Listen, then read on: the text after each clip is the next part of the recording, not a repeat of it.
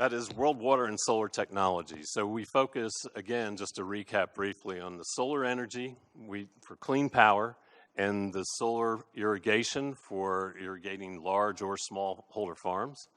And we have mobile products as well that are solar-powered water pumping and purification units. And from that, we recently launched the Quench water and solar subsidiary, which takes the mobile equipment, which I'll show you in a second, and converts that into a business opportunity for people so we can put literally millions of people into business in their own mini water utility and let them generate the energy to pump and purify water and offer it at a price that's much less than what people are paying for water in any given market.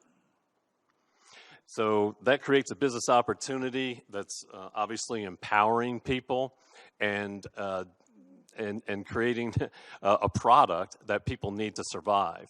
So I have about 15 minutes here to share with people what we're all about and what we do and what perhaps you could see the benefit. And in that time, there's about 30 people somewhere in the world that are going to die because of the lack of clean water. And that'll happen every 15 minutes. 24/7, 365, till you have over 1 million people a year that die because of bad water.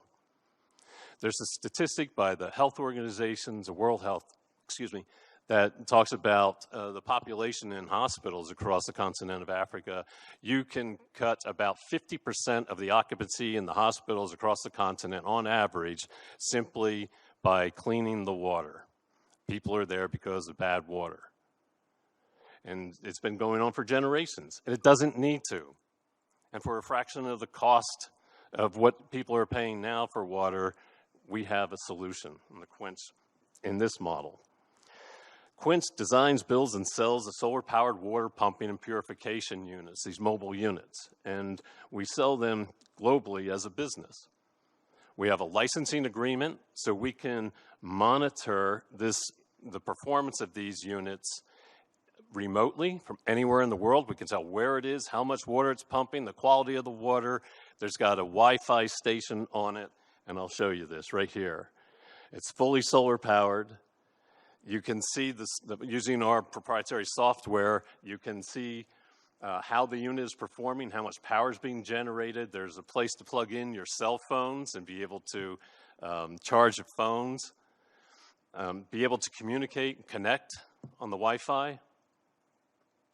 There's an automated payment system that's being integrated into it so you can come up with the new technologies. We were talking about a lot of new technology in the last few presentations. So use your phone, pay for the water you want, have it dispense, and hopefully come back when you want to talk use the Wi-Fi or charge your phone. We have 3 business models listed on the right-hand side of that slide. In the upper right-hand corner, very simply, you can deploy these units anywhere in the world where the sun shines, and you'll instantly have purified water as long as you have a water source, and people will come to you and get the water, the clean water that they need. And the second model there is to deliver in a wholesale model where you can actually own one of these units, dispense the water, sell it on a wholesale basis, and other people can go distribute it. And then the third is a lot of people are interested in the bottling operation because it's such a need in so many regions across Africa and beyond. We're certainly not limited to Africa when it comes to water. There are problems all over the world, including the U.S. has major problems. This is the dashboard that I mentioned, the remote monitoring system, what we call a dashboard. And this shows you some of the outputs on the performance, the volume of water, the quality of the water, et cetera, the power that's coming out of the unit, and it tracks that. And we were just selected by Microsoft IoT Innovations Conference that was held out in Las Vegas about 2 weeks ago as one of the leading solutions, speaking of IoT. So that was pretty exciting and quite an honor to be out there and to be chosen for that. So what is the crisis? We have over 1/3 of the population in our world does not have access to clean water and hygiene on a daily basis. That's phenomenal. That's amazing. That's twice the size of the continent of Africa every single day that doesn't have access. And we have an issue. We have a population growth that is outpacing the infrastructure and the ability to catch up and provide that water. So there's lots of water, as we know. On the earth is 3/4 covered with it. There's less than 1% that's potable, 1% that we can use. That's quite a startling figure. The population's growing, and we are running out of water. We see it in different areas. We see it, major problem recently in India, a major problem in Cape Town. These are just the ones that get into the news. I see it every day. I get alerts. There are hundreds and hundreds of areas that have drinking alerts on a regular basis. Water drinking, drinking water alerts for safe water. So that picture in the middle there, a friend of mine took that. That's over in Togo. But I think all of these tell a story. The one on the right is our mobile unit that is opened up into a 4-kilowatt array of solar power, and it's able to pump and purify up to 30,000 gallons per day. So those people are very happy as a result of that. And that's just the one unit. This was a friend of mine as well that took this picture and these children. This tells a story. This was in Togo. If you look at that water and drinking it out of that bucket, and that's what people are accustomed to and don't realize, that's a problem. And it goes way beyond that. On the left, you can see just in very recent times, some of the areas of the world that I've highlighted, they're in the headlines just recently. Wars are being fought because of the lack of water, and the water that is used to irrigate crops and so forth. Without that, you have a food shortage. We have a food shortage. People go looking for more food. They go looking for more water. They cross borders and boundaries, and other people want to protect what they have. So all of a sudden, you have an incident which becomes escalated and becomes a war. And there's going to be more of them, unfortunately, and I'm well aware of where that's happening, unfortunately. So water's a pretty big deal. I don't see any water bottles here, but if indeed we had water, if someone said, hey, I'm going to take your water away, you only have about 3 days to survive. You think, what are you going to do about that? You're going to hold on to it, right? I would. I will. I have some in my briefcase, as a matter of fact. So I don't mean to make light of it. It's a serious, serious issue. And we can help change this. We have the technology. It's proven technology. It's been in the marketplace. We create a unique business model that can help people get the water out there and make a living from it, empower people. The picture in the middle there with that young girl with the water splashing on her, that was in Puerto Rico. We delivered about 7 units to Puerto Rico after the hurricane the year before last.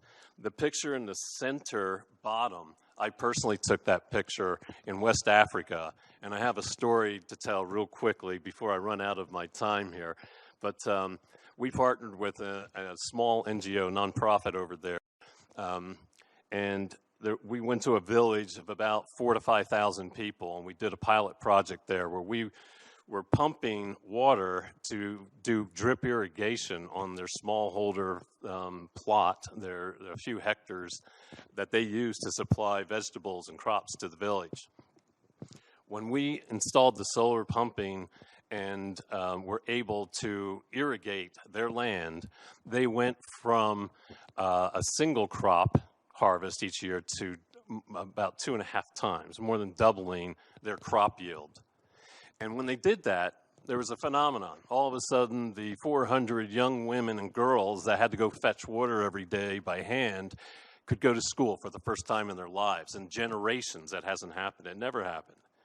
We entirely changed the entire culture in that little village simply by pumping water using solar energy so that they could increase their crop yield. The men of the community would sell the crops and the overage rather than having to go look for work in the urban areas. So everyone won in that case, and it certainly touches my heart, and it can be replicated so easily. The technology's there. It's just phenomenal, and to be part of that is phenomenal. So this is another picture of these kids that were able to go to school, and that was in a little community in that village. Compsey is the name of the village. But it talks about just creating the jobs of small businesses. They're sustainable, provides life's critical needs in the process of creating a job and creating the business, and empowering the women and children. And women are by far more responsible for water than anyone else on the face of the earth. It's well over 60% of water responsibility is in the hands of women. So it's important to make sure that they are empowered and have a business opportunity that they don't have to spend all of their time fetching water every day. There's hours lost in doing that. It's incredible if you add it up. There's lots of statistics on it. I won't go through it now, but from a business perspective, I did 2 little samples here and an investment in our mobile equipment that I was showing you. If you were to sell 10 cents per liter, it shows an annual revenue and a payback in a number of weeks. If you sold a liter of water for just 2 cents and operated the equipment just 25% of the time in about 33 weeks, it would pay for itself. And the equipment lasts about 20 years. The solar panels typically last longer than that, but overall, if you be conservative on it, if you want to be super conservative, say it was just 10 years.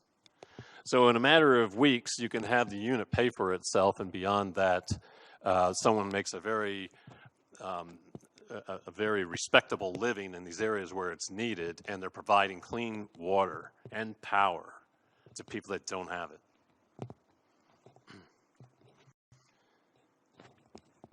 The empowerment, the jobs, water, solar, life.